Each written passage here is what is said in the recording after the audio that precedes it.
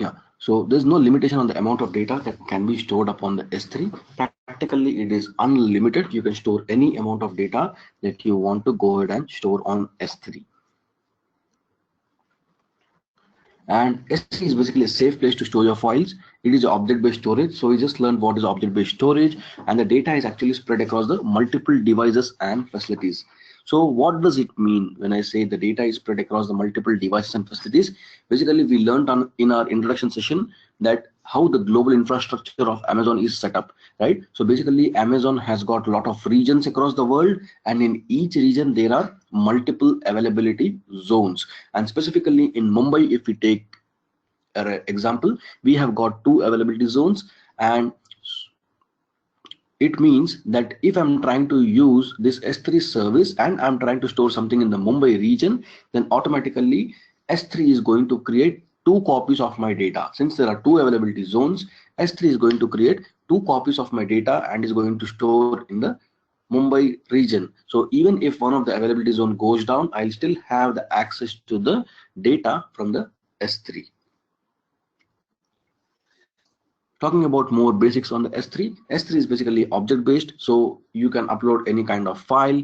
Files can be from size of 0 bytes to 5 terabytes. Now the size of a single object cannot exceed more than 5 TB, but practically there is unlimited storage, and files are basically stored in the form of buckets. So basically we create buckets and then we are trying to store the files. S3 is a universal namespace, that is, the names must be unique globally. So if you are trying to create a name with a bucket, let's say it's same like a Gmail ID. So if you're trying to create a same Gmail ID again, it will not allow you, right? Similarly, the name of a bucket that you are going to create in S3 should be unique globally. Now let me go down to the console and show you in here. So I'll go down to the services, click on the S3 part of the storage.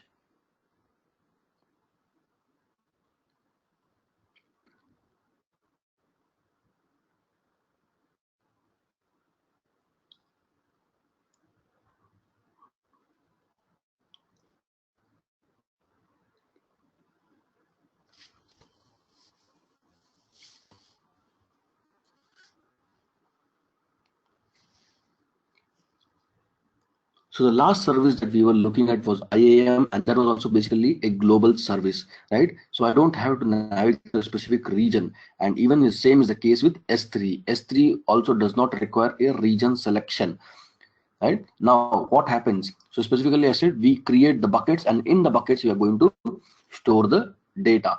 Let's go ahead and create a bucket. So when I create a bucket, it does ask me a name of a bucket. This should be unique across all the AWS accounts, all the regions in the world. So now let's say you have created an AWS account, I also have an AWS account.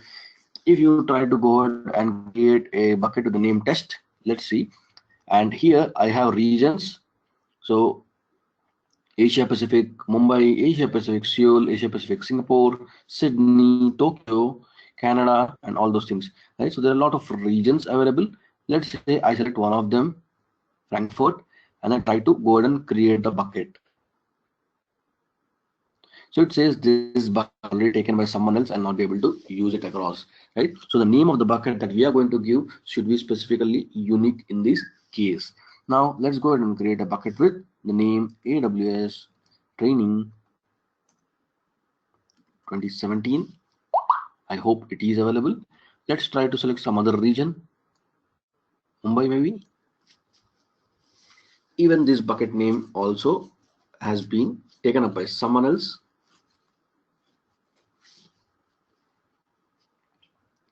So maybe you want to try with 18. Let's check it out. There we go. It has created a bucket for us in the Asia Pacific Mumbai region with the name AWS Training 2018, and this was created on so and so date and time, that is today 27th November at 7:37:14 a.m. and currently it is not public, right? So it is just limited to myself. I have not shared it with anyone else yet, right? So it is basically showing the access level. Similarly, whatever you create in the Gmail or Google Drive, right? So if you go down to drive.google.com and if you try to create a folder, specifically it is private in nature. And then once you start uploading the files or something else, then you may want to share it with specific set of people, or maybe you want to completely make it public. So here also we can make it as public, or I can also share it with the certain users who have an AWS account. This is how the specific URL starts appearing for any bucket. So we basically have the HTTPS protocol, which means it is a secured level protocol, and then the S3 hyphen the region name. So here it is EU West 1. In our case, since it is Mumbai, it should be AP South 1, and Amazon AWS.com / the name of bucket. So in our case, the name of bucket is AWS Training 2018. So there are a couple of consistency rules that we need to follow with S3. One is read after write consistency, and the second is eventual consistency. So what are these consistency rules? So specifically, when I talk about the first consistency rule, that is read after write consistency, it is basically for the puts of new object. So whenever I'm trying to put a new object into the S3 bucket, it means whenever I'm trying to upload a new object to the S3 bucket, I'll be able to read only after the writing has been completed. So let's say I'm trying to upload a movie file of 1 GB, and if the upload is still in progress, I'll not be able to view the video in that case, right? Some people might think that already 500 MB has been uploaded of 1 GB movie file. Will I be able to view the first part of the movie? No, it's not possible. So I'll be able to read the file only after the complete 1 GB has been returned to the disk in the cloud. So that is the first rule, read after write consistency. When I talk about the second one, that is eventual consistency. So whenever I'm trying to update the existing object, that is called as overwrite puts, or if I'm trying to delete the existing object, there might be a slight fraction of seconds in difference that the object gets deleted actually, but it is still not reflecting on the UI screen. So it could be something like this. I'm trying to delete this bucket, let's say.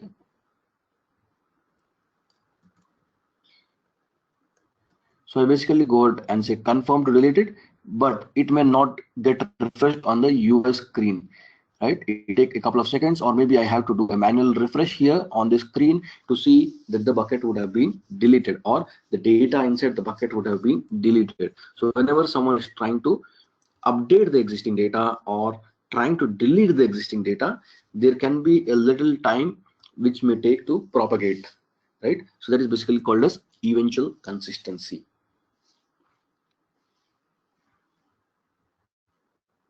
So any questions here on from anyone on the read after write consistency and the eventual consistency?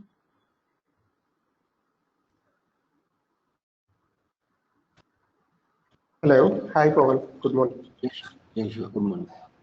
Yeah. Can you repeat again about the eventual consistency? Give with better example. Yeah. So specifically, you would have also seen sometimes in your hard disk itself. Sometimes I go to my drive, and let's say I'm trying to open up any one of them. Maybe I'll go to E drive and my on folder and then the slides. So I have a lot of things in here. Let's say I go to a overview section, and maybe I would like to delete this file.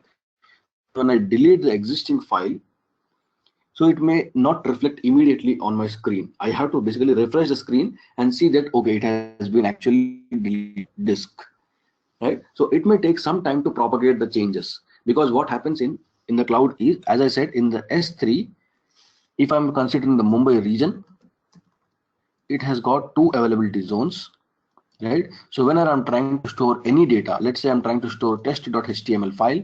If I'm trying to store this file, it is going to basically create 2 different copies, and it is stored in both the availability zones. Now if I try to delete this file, Okay. it has to delete from both the availability zones. So sometimes there would be a little glitch in fraction of seconds before it can reflect on the screen saying that okay, both of them are deleted and the complete bucket is currently empty. So if I go inside this, currently it is empty. So it might take a little time to reflect and say it is empty, right? That is nothing but eventual consistency. So even if I'm trying to update existing file, right? Currently, let's say this file is of size 5143, the first one, overview part 2 when I'm talking about.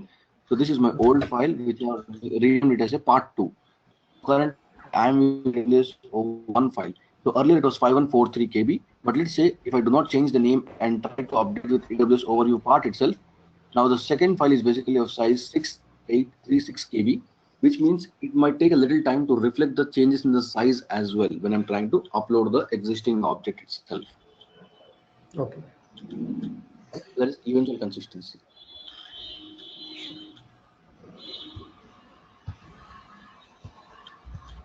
Next topic, talking more about the S3 in case of this year. So there are a few more basics that we would like to discuss about S3 before we can get started with the lab portion.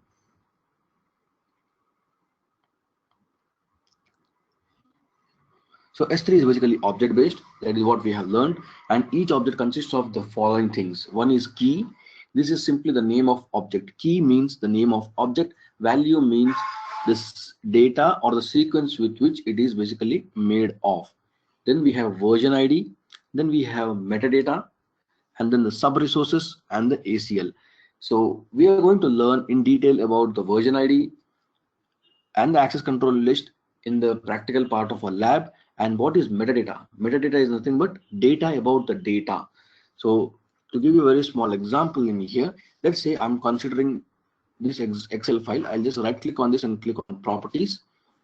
So when I click on properties, it is basically giving me what is this file made of. So it is basically a Microsoft Excel sheet, and it is stored at so and so location. It is of so and so size, and it was created on so and so date and time, right? So basically it's giving me information. So this data, what we are seeing, is actually called as metadata. So the data about the data. So this is already a data. Excel sheet is kind of data I have on my desktop, and the data about this specific file is actually called as metadata. Now talking few more basics about the S3, Amazon always guarantees that the S3 platform would be available 99.99% of the time. There is just a chance that 0.01% it could go down at pace, but until now it haven't happened until in the span of last 11 years from where the Amazon has launched in as a AWS as a cloud. There has never been a time when the S3 has been down, apart from one case scenario where I remember it was in the February this year in the North Virginia region. There was one small problem with the S3 bucket where it went down for 2 hours overall. Apart from that, there is no downtime for the S3 bucket until date. Amazon guarantees that the durability of the specific object on the S3 platform is also 11 nines. That is 99.999, and 999. So there are 11 nines in this specific durability case. Now what is durability? Durability is basically if I try to store any object on S3, what is the chance that I might lose it from the cloud? So there is very less chance, considering a durability of 11 nines is being given from Amazon. There's a very less chance that you will lose a specific object. We have tiered storage, which is available in the S3. So tiered storage is something that we are going to discuss in the very next slide that is coming up. And then we have lifecycle management, versioning, encryption, and how do we secure the data. So we are going to practically do a lab on each of these sections. Before we can go ahead, let's discuss about the tiered storage. So in S3, I have three different types. One of them is called as S3 standard. Then it is S3 IA, that is infrequently accessed. And the third one is reduced redundancy storage. So these are the three different types of storage classes I have in the S3. Apart from that, I also have one more option that is called as Glacier. So when would we use the Glacier? Glacier is basically used when you think you want to go ahead and archive the existing data. That is when we will basically go down to the Glacier part. But to say there are only three different types of storage classes, that is S3 standard, S3 IA, and the reduced redundancy storage. Let's understand why would I use S3 standard. Now S3 standard comes with the 99.99% of availability, and the 11 nines of durability. So whatever I'm going to store in the S3 standard, automatically it is going to be stored in all the availability zones of a specific region. Now talking about the S3IA, that is infrequently accessed. It is again as same as the S3 standard. It has got availability and the durability, but I'll try to store some files in infrequently access where I think I'm not going to access these files every day. Like you put some movie files in your hard disk that you get from your colleague or friends, but do you watch those movies every day? No, right? So I'm going to access it only someday when I'm specifically free, maybe on a weekend or maybe sometime else when I'm just trying to flip through my hard disk to see what data is there, right? I'm not going to watch those movies every day from morning to evening, right? So that is something kind of infrequently accessed data. So what I would do specifically, I would try to store those kind of files which I do not use every day into the S3IA, that is infrequently accessed data. So we can lower the cost. So if you are trying to store something in S3 standard, just a random example, let's say I'm trying to store 10 GB of file on S3 standard, and that storing a 10 GB of file might cost me maybe $1 for every 1 month. So if I try to store the same file of 10 GB in the S3 infrequent access, it might just cost me around $6 or $7 itself. So I specifically get 40 to 30 to 40% of sheer discount on storing the file in S3IA. But whenever I'm going to access that specific file, I'll be charged for a retrieval fee. So let's say in a month you are going to access it only 2 times. That's fine. So you might pay the retrieval charges. Retrieval charges will be very less specifically. So in case of 10 GB file, it may be around $0.10, or we can call it as 10 cents. So overall my costing for the specific bucket, specific object of 10 GB will only be $6.10 for complete month, right? So it's okay for me to pay the retrieval charge of $0.10 at the end of the day, because I'm going to access it only once in a month. So specifically you will try to store the data which is not used every day, but sometimes whenever you want to access it, it should be immediately available for the usage. And third reason is reduced redundancy storage. So in terms of reduced redundancy storage, this is a kind of class where you get availability as 99.99%, but also the durability is as well the 99.99%, which means if I'm trying to store 10,000 objects in the reduced redundancy storage, there's a chance that I will lose one object. That is basically the durability. So in other cases of S3 standard or S3IA, I get a durability of 11 nines. So there is hardly a chance that I will lose the object from the cloud. But if I talk about the reduced redundancy storage, there is a chance that out of every 10,000 objects that I'm trying to store in the AWS cloud, I will lose one of the object. So what will I store in the reduced redundancy storage? So basically we are going to store something called as the data which can be easily reproducible. So even if you lose the data, you are like, okay, I can regenerate it back. So what is that kind of data? Specifically, if I have to say, it is like something like this. If I go to pictures,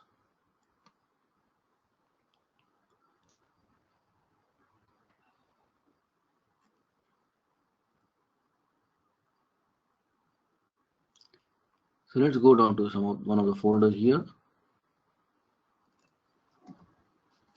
Let's say I go down to this one.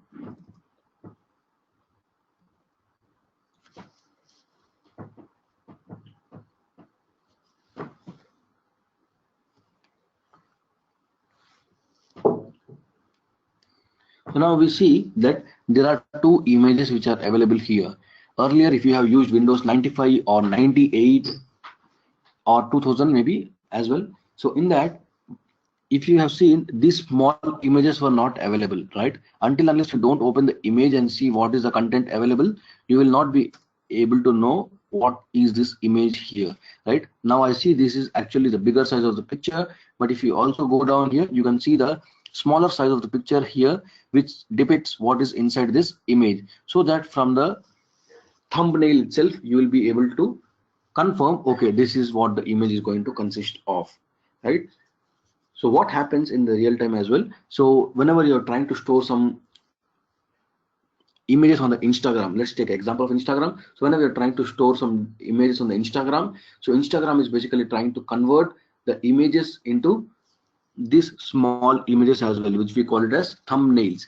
So whenever the person is trying to visit some other person's profile, you basically see the thumbnails, right? So when you click on specific thumbnail, that is when it's going to actually show you the bigger picture of the or the actual image. Similarly, what I can do is actually what the data that I'm trying to store in the RRS will be thumbnails, because that kind of data can be easily reproduced. So if someone is trying to upload the data on the Instagram, immediately Instagram is going to convert it into the thumbnails and is going to store it in the something like RRS storage, where it can reduce the lot of cost, right? And even if they lose those thumbnails, it's fine, that can be easily reproducible by looking back at the original image.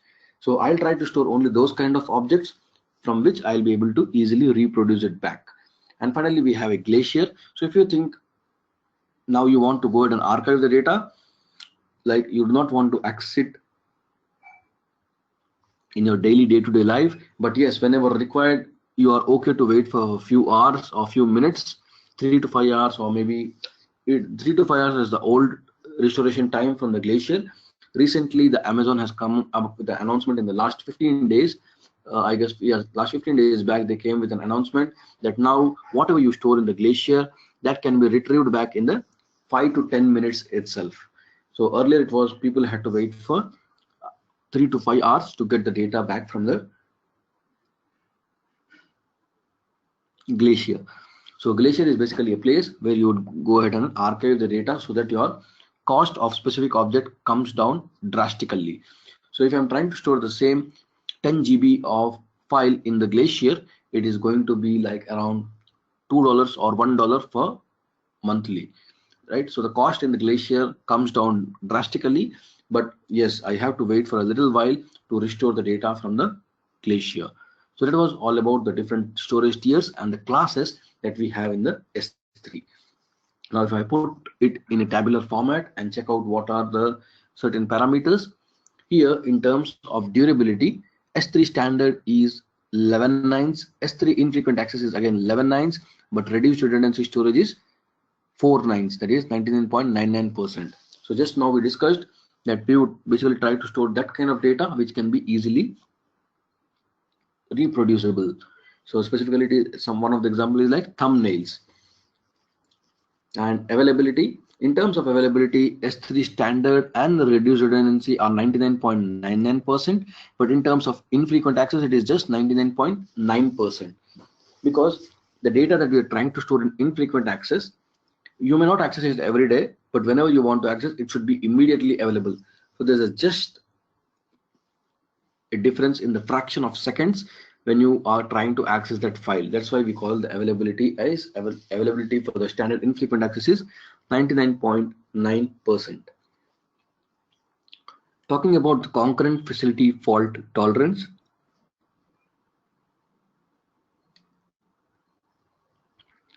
What does this facility fault tolerance mean? Now, as I said, whenever I'm trying to store any data on the S3, it is basically going to create multiple copies of the same data depending upon the number of availability zones.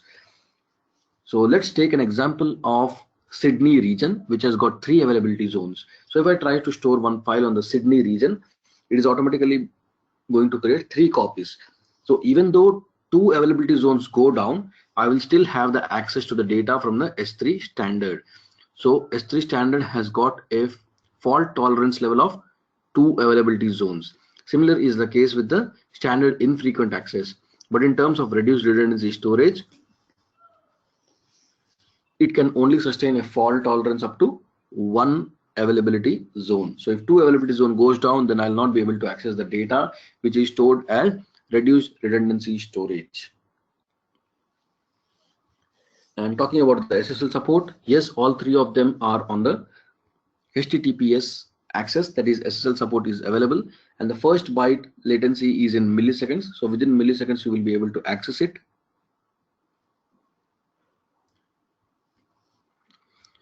And we will be able to apply the lifecycle management policies as well. So talking a little more about the Glacier. So Glacier is basically extremely low cost storage service data archival, where you can archive the data. Yeah, we are going to do a practical part of all these things. Just that there is a couple of minutes more to go with this part of theory, and then we are going to go down and see practically how I can store them in the different storage classes.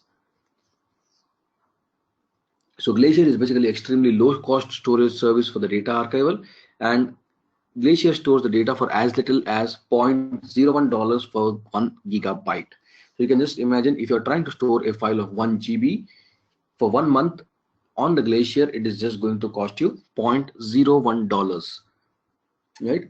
But the only thing or the catch here is you might have to wait for a certain couple of minutes or hours together in order to retrieve the data back from the Glacier. Right, so let's quickly go down to our console here and check out how we can play around with the data. So we have just created a bucket with the name AWS Training 2018, and when I go ahead and click on upload the data, so it is going to give me that I have to go ahead and select the files at the step number 1. Basically, in the 4 steps, I'll be able to upload the file, or even directly from the step 1, I can use this upload button to upload it. So we are going to learn both the ways of reviewing through all the 4 steps or directly uploading the data. So first I'll go ahead and say add file here. So let's say I want to go ahead and pick up this file of one of my water bills, which is of 267 KB in size. I'll just go ahead and click upload. You will be able to see the progress at the bottom here, and currently it is at 89%, and successfully it has uploaded.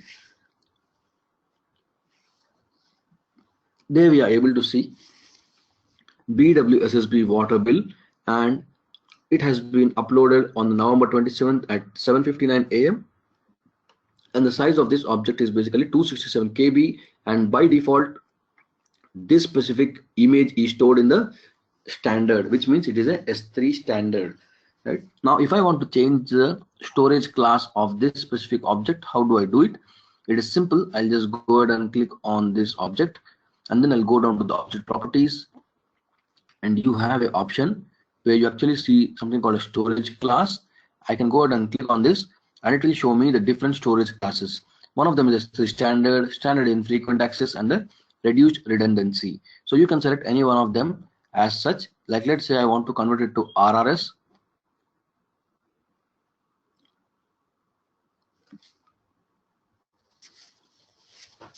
So now this object is specifically classified as RRS object.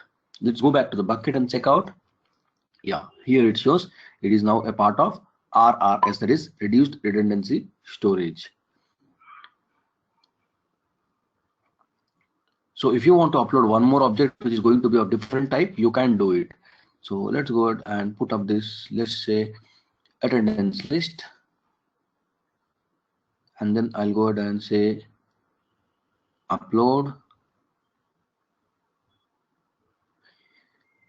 There we go. So we are now able to upload the new object as a part of the storage class, which is standard. So by default, whatever you are going to upload on the S3 bucket, it is going to be a part of S3 standard. Or in case if you want to change the class, practically you can change it while you are uploading it, or you can also change once it is already uploaded. So let me show you how you can change it while uploading. So if I'm going to click on upload here, let's say I'm going to upload one more file here.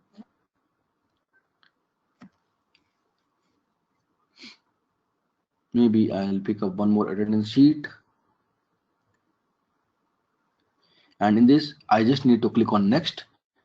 So first is permission levels on who will have access to this object. We are going to discuss about it, and the next is basically setting up the properties. So here also I can say that this should be a part of infrequent access, and if you want to encrypt the object, there are a lot of parameters. So currently we'll just learn about what is storage class. So I can go ahead and say I want to use this as a standard infrequent access, and then just simply go ahead and upload this. So the third object that I have just uploaded, it is going to be a part of infrequent access.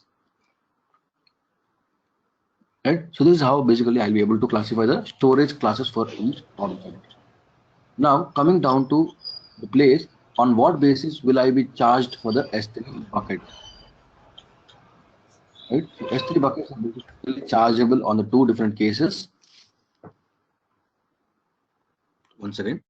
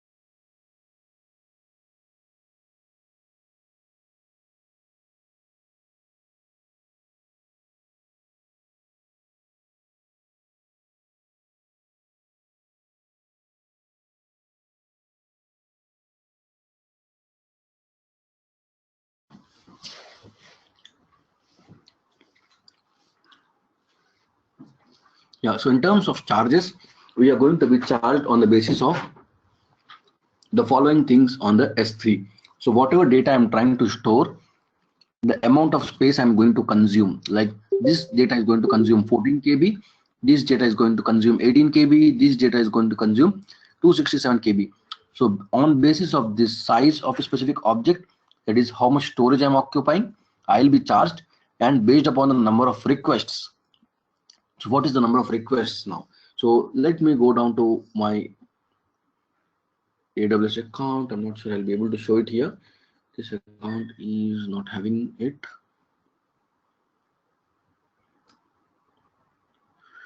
Okay, I'll just show you in the S3 calculator.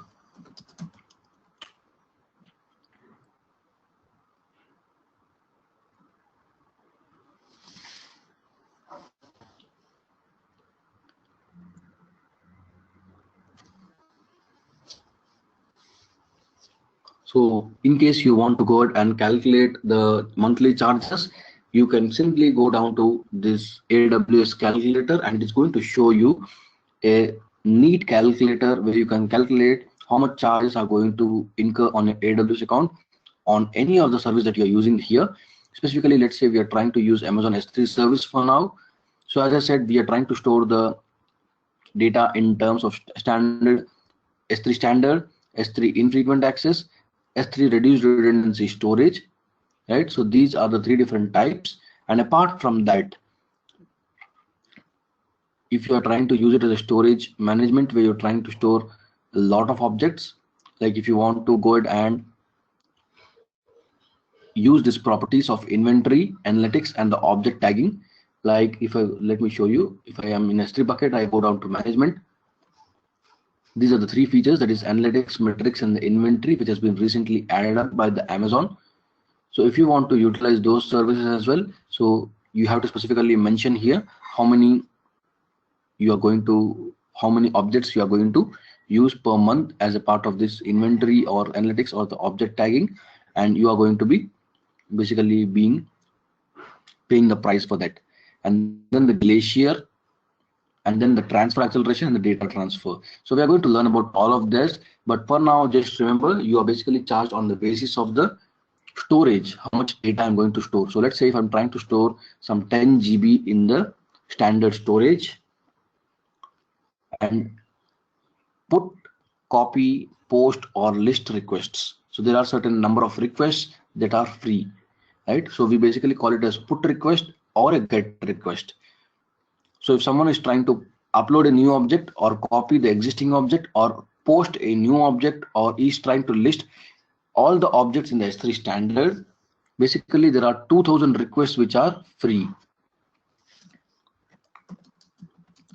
So in terms of put requests, we have 2000 put requests as free, and in terms of get requests, we have 20,000 requests per month as free. So you can retrieve a specific object for 20,000 times, and you can upload 2000 new objects for a specific moment of time. So that is a part of a free tier. So now let's say that I'm trying to store 10 GB in the all S3 standard storage itself, and 10 GB more in the infrequent access. S3 standard I'm using every day. So let's say number of I'm trying to upload 10 different objects, that is 10, one each is of size 1 GB. So 10 times I'm going to put across, and some people are going to copy the data, some people are going to list the data as well. So overall, let's say there are 100 put requests, and in terms of, yeah, so 10 put requests and 100 get requests. So 100 times the object is being retrieved. Similarly, in terms of infrequent access, let's say again I'm going to put 10 objects, and get requests are basically, let's say again it will be less here. I'm not going to retrieve it every day, maybe only 10 times in complete month. So each object I'm retrieving one time. So now let's go ahead and calculate. So if I click on estimated monthly billing, it is going to show me how much is the actual cost. So as a part of standard storage, I'm going to incur a cost of $0.23, and as a part of infrequent access, I'm going to incur a charge of $0.13. Right? In terms of list request for the infrequent access, I'm going to again get charged for $0.01 as well. Now, as a part of our free tier, will I get some discount? Yes, you are going to get a discount of $0.12. So overall, you are going to pay $0.25 for the amount of data we are going to store here. Like we, in our case, it is 10 GB. Let's reduce it to 5 GB and see what happens.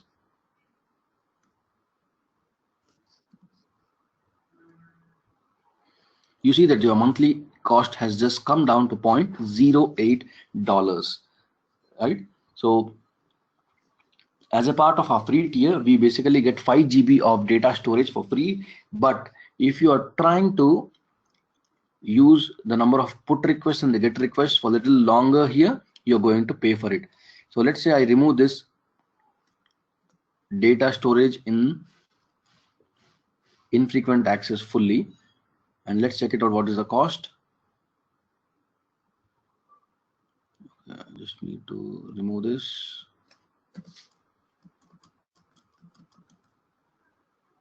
Right? So if I remove everything that is being stored in the part of infrequent access, then you see your monthly billing cost has gone to 0, which means if I store anything as a part of S3 standard in the free tier, I'm not going to be paying much, given that you are not going to exceed this limit of put requests as 2000, get requests as 20,000, right? So 20,000 times the object can be retrieved, but only 2,000 times the data can be uploaded up. So that is on the S3 services. You're also being charged for the data transfer. So if you're trying to transfer the data from, let's say, Mumbai region to some other region, then you're also going to pay the charges for that as well. Remember? So if it is a inter-region data transfer, it's going to show you how much it is going to cost. Let's say I'm going to put 10 GB as inter-region here. So it is going to show you that you're going to be charged as $0.20 for the inter-region transfer. Why are we being charged for the inter-region transfer? It is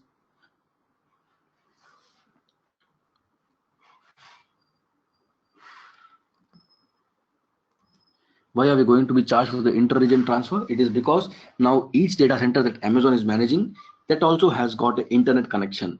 So if you at your home have got an internet connection, you basically pay the monthly charges.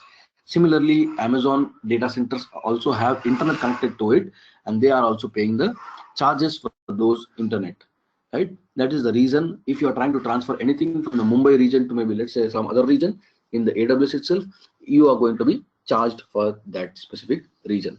So overall, to classify, in S3, we are going to be charged on 3 different types. One of them is storage and the storage class, the number of requests, and then the data transfer pricing.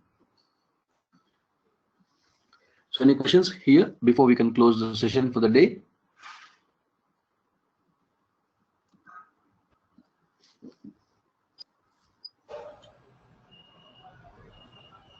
So we are going to learn about the properties of the buckets as well as the objects. So as a part of the bucket properties, we are going to learn all about that. Here in the replication, we are going to learn how to transfer the objects from one region to other. So there are a lot of things that we are going to learn in terms of the properties of a bucket, on what is versioning, what is server access logging, what is static website hosting, what is default encryption, what are the tags, transfer acceleration, events, requester paste, right? So there are a lot of properties which are related to the object as well as the bucket. So we are going to learn about both the things. Yes, we are going to share recordings for each session. You just need to provide your Gmail ID to the AWS Visual Path team, and they are going to share it with you today.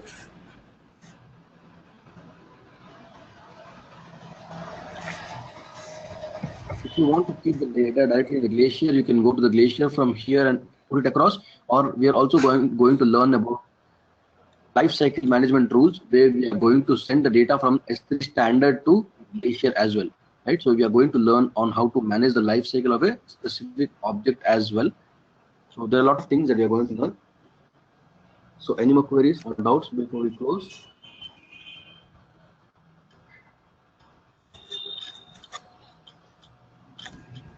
Hi, Pawan. Yeah, hi. Yeah, this is my first class to hear AWS. I have been missed for 23rd to till yesterday classes. Yeah, once I uh, once I have seen those recordings of your classes, and I will come to the conclusion of what I have doubts.